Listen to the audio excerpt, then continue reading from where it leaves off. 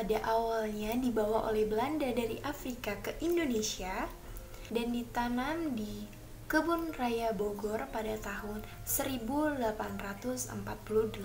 Pada tahun 1980, luas perkebunan kelapa sawit di Indonesia hanya sekitar 295.000 hektar.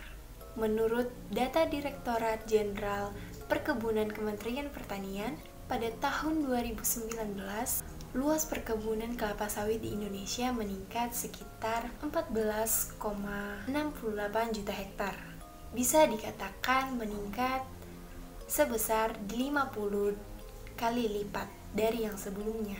Berdasarkan data Kementerian Pertanian Indonesia, produksi kelapa sawit pada tahun 2018 adalah sebesar 48,68 juta ton, yang terdiri dari 40,57 juta ton minyak kelapa sawit dan 8,11 juta ton minyak inti sawit. Jumlah produksi tersebut berasal dari perkebunan kelapa sawit rakyat, yaitu sebesar 16,8 juta ton atau sekitar 35%, perkebunan besar negara sebesar 2,49 juta ton atau sebesar 5%, dan perkebunan besar swasta sebesar 29,39 juta ton atau sebesar 60%. Gabungan Pengusaha Kelapa Sawit Indonesia mencatat 70% dari produksi sawit tahun 2018 dialokasikan untuk memenuhi kebutuhan ekspor dari 30%, sisanya untuk dikonsumsi oleh negara sendiri. Nilai sumbangan devisa kelapa sawit Indonesia sepanjang 2018 mencapai 20,54 miliar US dollar atau sebesar 289 triliun rupiah. Namun, di balik unggulnya komoditi kelapa sawit di Indonesia, ada beberapa fakta mengerikan mengenai keberadaan perkebunan kelapa sawit di Indonesia. Inilah dia 5 fakta mengerikan mengenai perkebunan kelapa sawit di Indonesia.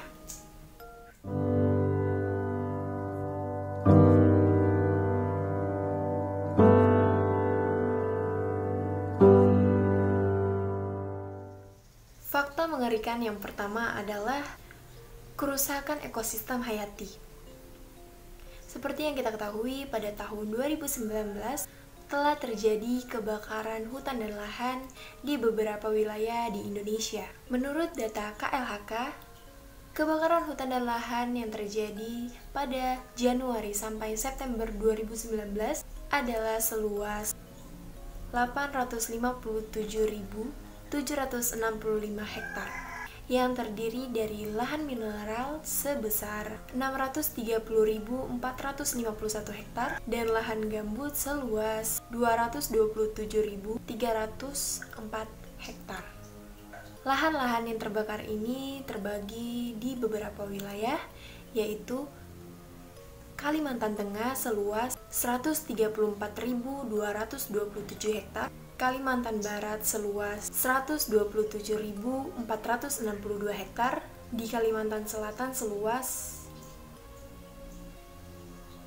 113.454 hektar, di Riau seluas 75.871 hektar, di Sumatera Utara seluas 52.716 hektar, dan yang terakhir di Jambi seluas 39.638 hektar. Akibat dari kebakaran yang besar-besaran ini tidak hanya mengganggu populasi di Indonesia. Keberagaman hayati di Indonesia pun terancam. Salah satunya yaitu orang utan. Berdasarkan data International Animal Rescue Indonesia, semenjak terbakarnya hutan dan lahan di Kalimantan Barat, sudah mencapai 9 ekor orang utan yang telah diselamatkan dari lahan atau hutan yang terbakar. Kebakaran tahun 2019 ini juga menghancurkan populasi orangutan di Indonesia yang sudah hancur sebelumnya pada tahun 2015 yang telah diselamatkan 44 ekor orangutan dari hutan dan lahan yang terbakar. Seperti yang kita tahu, kelapa sawit bukanlah merupakan ekosistem selayaknya hutan. Hewan-hewan yang hidup di perkebunan kelapa sawit pun rata-rata hanya hewan-hewan perusak tanaman seperti babi, tikus, ular, dan lainnya. Sehingga hutan lebih baik daripada perkebunan kelapa sawit.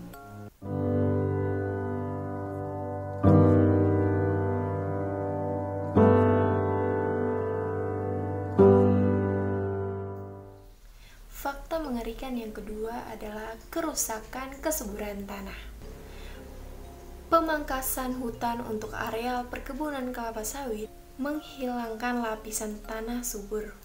Akibatnya, makhluk yang tinggal di sana pun terganggu dan kawasan resapan air menjadi berkurang. Sehingga ketika curah hujan lebat akan terjadi genangan-genangan air di sekitar perkebunan kelapa sawit. Peneliti di lingkungan Universitas Riau pernah meneliti kerusakan tanah karena perkebunan kelapa sawit. Penelitian ini menyimpulkan bahwa dalam satu hari, satu batang pohon kelapa sawit bisa menyerap 12 liter unsur hara yang ada di dalam tanah. Penanaman monokultur pada perkebunan kelapa sawit juga menyebabkan akumulasi pupuk anorganik. Penanaman monokultur ini juga menyebabkan tanaman menjadi mudah untuk diserang oleh hama dan penyakit. Jika tanaman terserang hama atau penyakit, maka tanaman harus diberikan insektisida untuk menghilangkan hama-hama tersebut. Penggunaan pupuk pada areal perkebunan kelapa sawit yang luas tentunya tidak sedikit pemakaiannya. Selain itu juga tanaman kelapa sawit merupakan tanaman yang rakus akan unsur hara.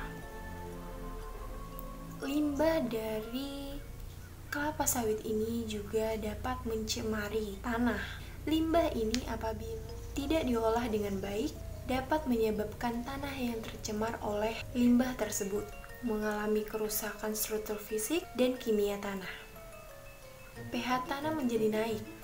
Awalnya asam atau netral menjadi basah, sehingga menyebabkan pertukaran ion dan nutrien di dalam tanah terganggu.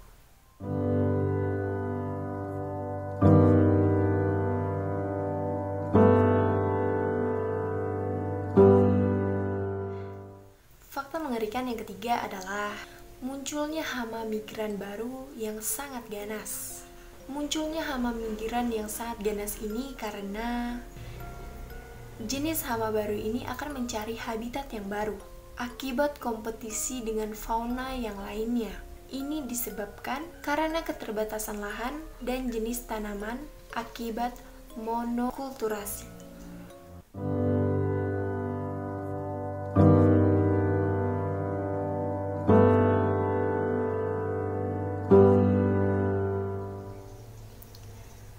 Fakta mengerikan yang keempat adalah kesejahteraan masyarakat yang belum terpenuhi. Salah satu penyebab kesejahteraan masyarakat belum terpenuhi ialah terjadinya konflik horizontal dan vertikal akibat masuknya perkebunan kelapa sawit. Sebut saja konflik antara masyarakat yang menerima akan adanya perkebunan kelapa sawit dan masyarakat yang tidak setuju dengan keberadaan perkebunan kelapa sawit, dan bentrok yang terjadi antara masyarakat dengan aparat pemerintah akibat sistem perizinan perkebunan kelapa sawit. Hal ini banyak sekali terjadi di Indonesia, di mana banyak sekali terdapat kasus-kasus seperti ini. lahannya diambil, terjadi sengketa lahannya yang dimiliki diambil secara paksa atau ditipu, sehingga kehilangan lahan yang mereka miliki. Selain kepemilikan lahan, masyarakat kecil yang memiliki perkebunan kelapa sawit juga merasakan kegelisahan. Pada tahun 2019, harga komoditi kelapa sawit menurun drastis. Hal ini dikarenakan menurunnya permintaan atas komoditi kelapa sawit, namun produksi tetap meningkat. Hal ini dikarenakan Cina memperbolehkan Amerika Serikat untuk mengimpor minyak kedelai. Seperti yang kita tahu, minyak kelapa sawit itu adalah produk substitusi dari minyak kedelai, sehingga harga dari dua produk ini selalu bergerak secara bersama-sama. Maka terjadilah persaingan harga di antara produk-produk tersebut. Harga yang rendah ini membuat petani tidak merasakan kesejahteraan. Harga pupuk yang meningkat, harga produksi yang meningkat, namun income yang tidak sesuai.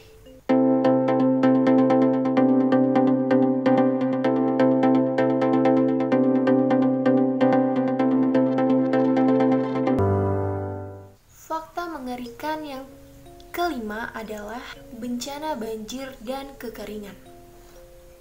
Praktek konversi hutan alam untuk pembangunan perkebunan kelapa sawit seringkali menjadi penyebab utama dari terjadinya bencana alam seperti banjir dan tanah longsor.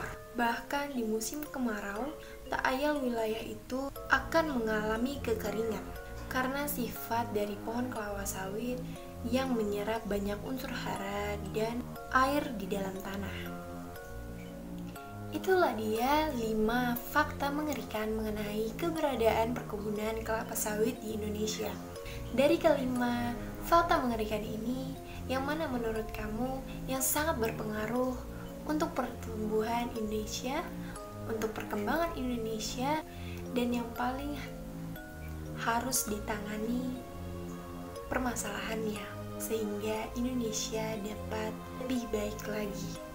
Sekian penjelasan mengenai fakta-fakta mengerikan perkebunan kelapa sawit Indonesia. Mohon maaf kalau ada salah-salah kata, dan terima kasih telah menonton video ini. Semoga ilmu yang telah diberikan dapat diterima dan menjadi pedoman bagi hidup kita.